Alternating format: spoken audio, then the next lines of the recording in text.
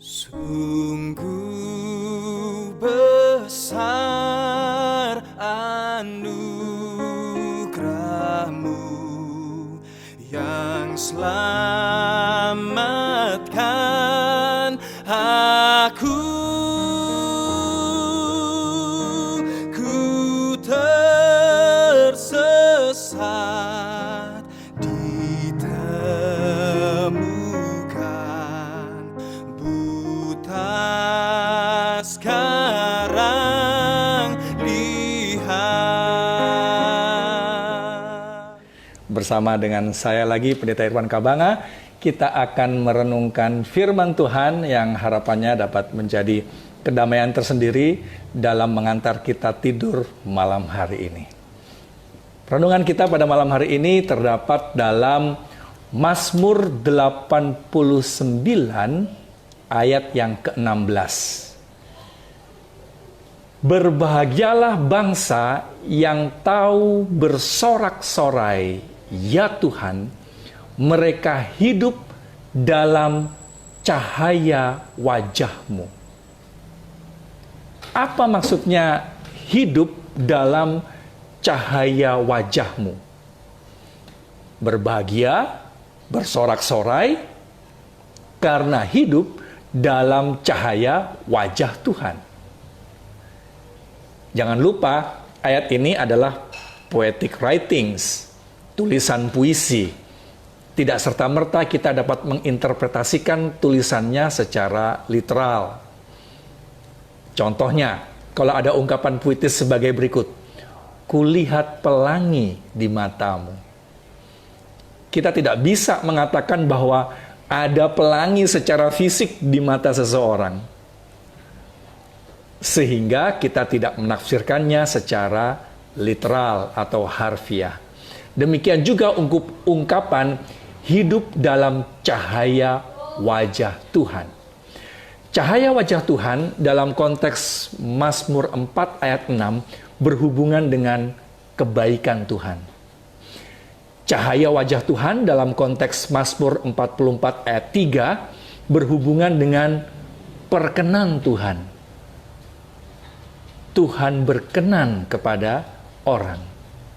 Dan dalam konteks ayat renungan malam ini, cahaya wajah Tuhan berhubungan dengan hidup di dalam Tuhan, hidup bersama-sama dengan Tuhan.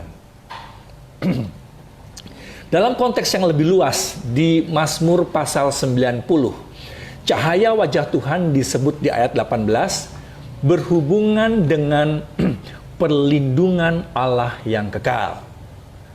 Uniknya, Mazmur 90 adalah doa Musa. Jika kita kaitkan dengan tulisan Musa di kitab Taurat, yaitu kitab Bilangan 8 ayat 24 sampai 26, maka cahaya atau sinar wajah Tuhan berhubungan dengan ucapan berkat bagi umat Tuhan. Bunyinya sebagai berikut. Tuhan memberkati engkau dan melindungi engkau. Tuhan menyinari engkau dengan wajahnya dan memberi engkau kasih karunia. Tuhan menghadapkan wajahnya kepadamu dan memberi engkau damai sejahtera. Wow, hal-hal lain yang muncul di ayat ini yang berhubungan dengan cahaya sinar wajah Tuhan ternyata adalah berkat, kasih karunia, dan damai sejahtera. Namun dalam kitab Taurat yang lain berbicara sejujurnya tentang wajah Tuhan, kitab Ulangan 31 ayat 18 menyebutkan bahwa Tuhan akan menyembunyikan wajahnya dari manusia yang berbuat jahat atau berbuat dosa. Dari mereka yang berpaling menyembah ilah yang lain, menyembah Allah yang lain. Itu berarti Tuhan tidak berkenan kepada mereka yang enggan atau tidak mau keluar dari lingkaran dosa. Dan dalam tulisan nubuatan kitab Wahyu 6 ayat 16, orang-orang yang jahat ini pada akhir zaman akan meminta gunung-gunung batu untuk menimpa mereka dan menyembunyikan mereka dari the face of him who sits on the throne. Dari wajah Tuhan yang duduk di tahtanya. Berbeda halnya dengan apa yang terjadi bagi mereka yang mencari wajah Tuhan, yang datang kepada Tuhan. 2 Tawarik 7 ayat 14. Firman Tuhan, dan umatku yang atasnya namaku disebut, merendahkan diri, berdoa, dan mencari wajahku, lalu berbalik dari jalan-jalannya yang jahat, maka aku akan mendengar dari sorga dan mengampuni dosa mereka, serta memulihkan negeri mereka. Dengan ayat ini, wajah Tuhan berhubungan erat dengan janji berkat-Nya bahwa Tuhan akan mendengar doa-doa. Tuhan akan mengampuni dosa. Dan Tuhan akan memulihkan negeri kita. Asalkan kita datang padanya, mencari wajahnya. Wajah Tuhan yang bercahaya ini juga ditunjukkan kepada Nabi Daniel, yaitu figur Nabi umat Tuhan di akhir zaman. Ayatnya dalam Daniel 10 ayat 6. Dan dilihat dari deskripsinya, wajah Tuhan yang bercahaya ini juga dituliskan dalam kitab nubuatan tentang akhir zaman, yaitu kitab Wahyu 1 ayat 16, Wahyu 10 ayat 1, sebagai wajah Yesus Kristus yang bercahaya, yang bersinar. Wajah Tuhan inilah yang akan dilihat oleh umat tebusan sebagai wajah Mesias yang akan datang yang kedua kali. Wahyu 22 ayat yang keempat.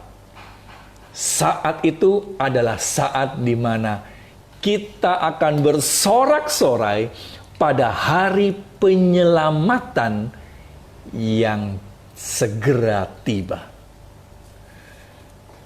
Berbahagialah bangsa yang tahu bersorak-sorai, yang hidup dalam cahaya wajah Tuhan. Kita juga dapat menerima kebahagiaan ini mulai hari ini dan seterusnya jika kita mau merendahkan diri, jika kita mau berbalik dari jalan-jalan kita yang jahat, jika kita mau selalu berdoa kepadanya, memilih untuk mencari wajah Tuhan. Mari kita berdoa.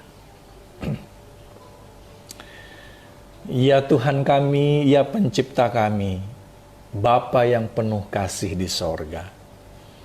Terpujilah namamu Tuhan, karena malam hari ini renungan firman-Mu mengingatkan kepada kami, supaya kami selalu boleh mencari wajah Tuhan. Wajah yang memberikan damai sejahtera, kebaikan, pengampunan. Wajah yang penuh kasih, wajah Mesias yang akan datang yang kedua kali. Wajah yang akan mendatangkan pemulihan bagi negeri kami. Kami rindu untuk merendahkan diri kepadamu Tuhan, mengaku segala dosa-dosa kami, dan memohon pertolongan supaya kami boleh berbalik dari segala yang jahat, dari segala dosa-dosa kami. Biarlah kami menerima janji berkat kebahagiaan itu, bahwa bagi setiap kami yang mencari wajah Tuhan, maka kami akan mendapatkan pemulihan dan damai sejahtera. Ampuni sekali lagi dosa kami Tuhan, kami berdoa dan menyerahkan hidup kami ke dalam tangan Tuhan mulai sekarang sampai seterusnya. Di dalam nama Yesus Kristus yang adalah Tuhan Pencipta, yang memiliki wajah yang penuh damai sejahtera, Mesias yang akan datang yang kedua kali, yang adalah Juru Selamat dan Penebus kami. Amin. Selamat malam, tidur yang nyenyak, mimpi yang indah. Tuhan memberkati.